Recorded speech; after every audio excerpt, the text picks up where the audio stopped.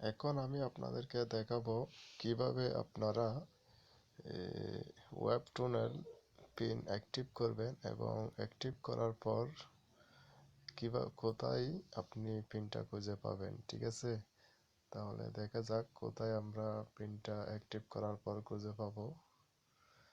এখন আমাদের প্রথম কাজটা করতে হবে, আমরা লিঙ্কটা ওপেন করার পর এভাবে দেখতে পাবো।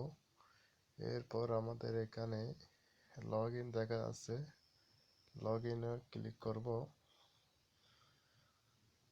লগ ইনে ক্লিক করার পর আমরা এভাবে দেখতে পাবো, এখানে আপনারা ইউজার আর পাসওয়ার্ডটা দিবেন। আপনাকে যে রিসেলার ইউজার পাসওয়ার্ডটা দেওয়া হবে এটা দিবেন, দেওয়ার পর সাইন ইন করে নেবেন। ঠিক আছে, সাইন ইন করার পর আপনাদের এরকম একটা পেজ দেখতে পাবেন। ঠিক আছে, এখন আপনারা পিন অ্যাক্টিভ কোথা থেকে করবেন সেটা দেখেন। এখানে দেখা যাচ্ছে কুইক অ্যাপ্লাই, এটাতে ওকে দিবেন। এটাতে ওকে দেওয়ার পর এখানে ইউজার আইডি দেখাচ্ছে, আপনি ইউজার আইডির ঘর এটাতে ওকে দিলে কয়টা পিন আছে সেটা দেখতে পাবেন। ঠিক আছে, এখানে অলরেডি 3টা পিন আছে। নিচের ঘর এটাতে কোনো কাজ নাই।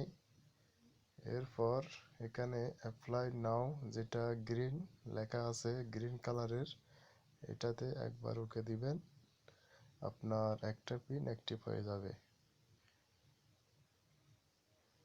অ্যাক্টিভ হওয়ার পর আপনি পিন আবার আপনাকে কি কাজ করতে হবে, আপনি এখানে মাই কাস্টমারে ওকে যেতে হবে। মাই কাস্টমারে ক্লিক করার পর মাই অ্যাকাউন্টে ক্লিক করার পর আবার মাই কাস্টমার এটাতে ওকে দিতে হবে। এখানে ওকে দিলে আপনি পিনগুলো অ্যাক্টিভ করার পর এখানে দেখতে পাবেন, এখানে আপনার পিনের ইউজার আইডি দেখাচ্ছে, 1 নম্বর পিনের ইউজার আইডি দেখাচ্ছে, আর মেল দেখাবে, মেলটা কোনো কাজ নাই। এটা হচ্ছে আপনার পাসওয়ার্ড, যেটা দেখতেছেন 1 নম্বর পিনের পাসওয়ার্ড 367833, এটা হচ্ছে পাসওয়ার্ড। এখানে চাইলে পিনের পাসওয়ার্ড চেঞ্জ করতে পারবেন।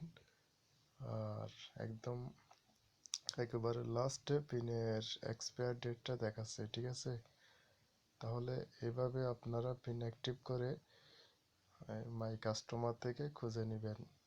ঠিক আছে, এরপর মাই অ্যাকাউন্টে ক্লিক করলে আবার ব্যাগে চলে যাবে।